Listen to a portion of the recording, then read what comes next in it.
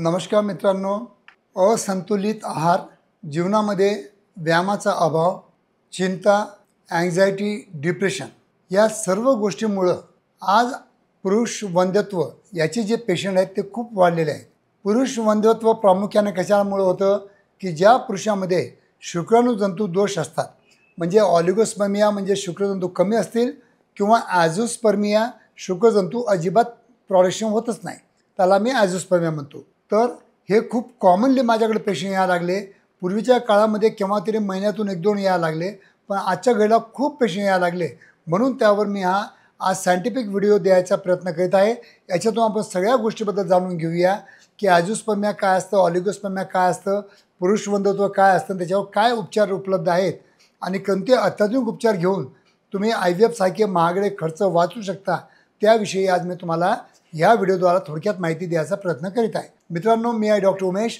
As a clinical sexologist म्हणून गेल्या 40 वर्षापासून मी सातत्याने या विषयावर किंवा पुरुष वंध्यत्वावर तुम्हाला मार्गदर्शन करीत आलेलो आहे. मित्रांनो, खरोखर माझे मराठी यूट्यूबचे व्हिडिओ तुम्हाला चांगले आवडत असतील तर लाईक करा, शेअर करा, माझ्या मराठी यूट्यूब चॅनलला सबस्क्राईब करा.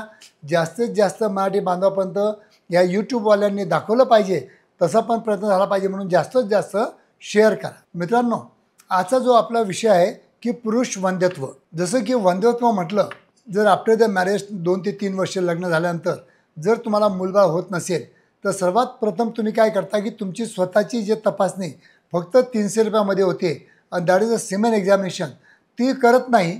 आणि जेव्हा माझ्याकडे येता ती तपासणी न करता फक्त आपल्या स्त्रियांचे, आपल्या पार्टनरचे इतकी मोठी फाईल घेऊन तुम्ही माझ्याकडं स्त्रियांच्या तपासण्या करून येता.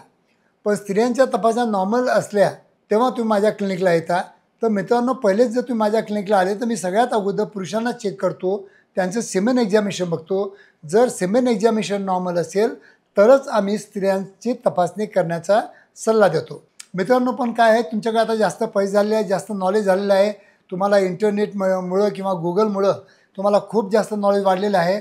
तर तुम्ही काय करता की जसे तुम्हाला 1-2 वर्षामध्ये मूलबाळ झालं नाही, डायरेक्ट तुम्ही IVF सेंटरला जाता आणि 5-50 हजार तुम्ही तपासण्यामध्येच टाकून देता. तर मित्रांनो, असं न करता पहिले तुमच्या फॅमिली डॉक्टरांचा सल्ला घ्या. ते फॅमिली डॉक्टर तुम्हाला सल्ला देतील की या तपासण्या करणं महत्त्वाचं असतं. सर्वात अगोदर पुरुषांची तपासणी सिमेन एक्झामिनेशन करा, सगळ्यात स्वस्त तपासणी आहे. नंतर स्त्रियांच्या तपासण्या करा. तर असं जर केलं तुमचा खर्च वाचू शकतो. तर मित्रांनो, जर पुरुषामध्ये जर रिपोर्ट नॉर्मल असेल तर स्त्रीरोग तज्ज्ञ डॉक्टर आपल्या शहरामध्ये असतात, तर त्यांना तुमच्या पार्टनरला दाखवा आणि त्यांच्याकडून पूर्ण ट्रीटमेंट करून घ्या.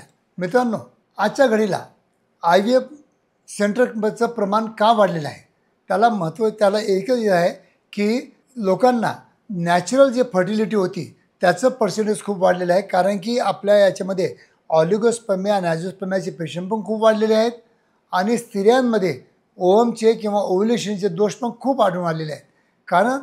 त्यासाठी कारण आहे आपलं खानपीन, आपला व्यायामाचा अभाव, आपलं जीवन म्हणजे लाईफस्टाईल. याच्यामुळं आज IVFमध्ये भरपूर पेशंट वाढलेले आहेत. तर मित्रांनो, चांगलं तुम्हाला मूलबाळ पाहिजे असेल तर सर्वात अगोदर तुमच्या जीवनशैलीला महत्त्व द्या, तुमच्या खानपिनवर लक्ष द्या, चांगलं पौष्टिक जेवण करा, बाहेरचं स्ट्रीट फूड वगैरे जंक फूड काही घेऊ नका आणि आपलं घरचंच जेवण करा. असं तुम्ही पद्धतशीर केलं तर मला वाटतं दोघांपैकी कोणालाही प्रॉब्लेम येणार नाही आणि नॅचरल कन्सेप्शन जे असतं ते नॅचरलच असतं. IVFमध्ये जे कन्सेप्ट करतात त्याच्यामध्ये आणि नॅचरमध्ये थोडा फरक जाणवतो. तर मित्रांनो, नॅचरल कन्सेप्शन होण्यासाठी तुम्हाला डेली व्यायाम करावा लागेल, संतुलित आहार घ्यावा लागेल आणि काही ऑलिगोस्पर्मिया ॲझोस्पर्मिया असतील तर आमच्यासारख्या कोणत्याही क्लिनिकमध्ये तुम्ही येऊ शकता आणि चांगलं उपचार करून घेऊ शकता. मित्रांनो, जर वीर्यदोष असेल तर मी ट्रीटमेंट करणार, आणि जर तुमच्या फिमेलमध्ये काही दोष असेल, तुमच्या पार्टनरमध्ये काही दोष असेल तर माझ्याकडे न येता तुम्ही कोणत्याही शहरातील तुमच्या स्त्रीरोग तज्ज्ञ डॉक्टरला दाखवणं अत्यंत गरजेचं असतं. तरी मित्रांनो, जर माझा हा व्हिडिओ आवडला असेल तर नक्की लाईक करा, शेअर करा. तुमचे काही मिसकन्सेप्शन असतील किंवा तुमच्या मनामध्ये काही विचार असतील किंवा काही प्रश्न असतील तर ते कॉमेंट बॉक्समध्ये विचारा. मी त्याला उत्तर द्यायचा नेहमीच प्रयत्न करतो आणि करीत राहील. धन्यवाद मित्रांनो.